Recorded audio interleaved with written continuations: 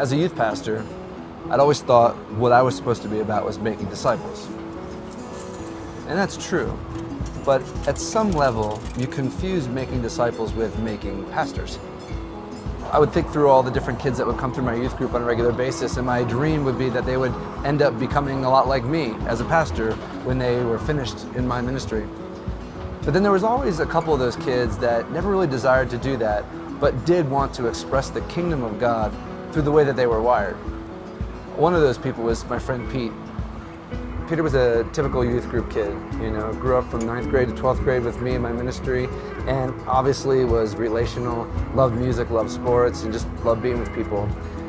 We had the very typical conversation one day, Peter, what do you think you're going to do with your life? Like, what's God doing in you? And it was interesting the response he gave me. He said, I want to minister the kingdom of God to the poor people in the city. And that was pretty foreign to me, and so as we developed an understanding of that, I kept thinking, well, maybe he could plant a church to do that or something like that. I remember some tough conversations in which I was trying to persuade him to become a pastor, and Pete was fighting that and saying, that's not what I want to be about. This is how I want to express God's love. And then Pete graduated, and I remember thinking, man, did I mess up something there? Did I miss an opportunity to put a really great person into ministry, to mobilize them, so to speak? And it was only a couple years later when I went to visit Pete as he was living downtown that I realized that he had done exactly what God had asked him to do, and that my desire to push him into something more formal would not have worked for him.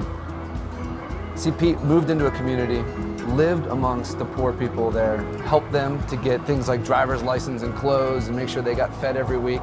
He just became one of them. And because of that, as working alongside the church that he was attending was kind of like a relational bridge to the kingdom of God that way. I guess what I learned from that, though, is that we can't all be paid pastors to accomplish the things of God on this world. I mean, if we want to fulfill the Great Commission and get it finished, in a sense, it's going to take everybody in our churches being devoted as a disciple to Jesus Christ and being motivated and mobilized out into this world. The future of the church is going to depend on people like Pete being mobilized in new and exciting ways.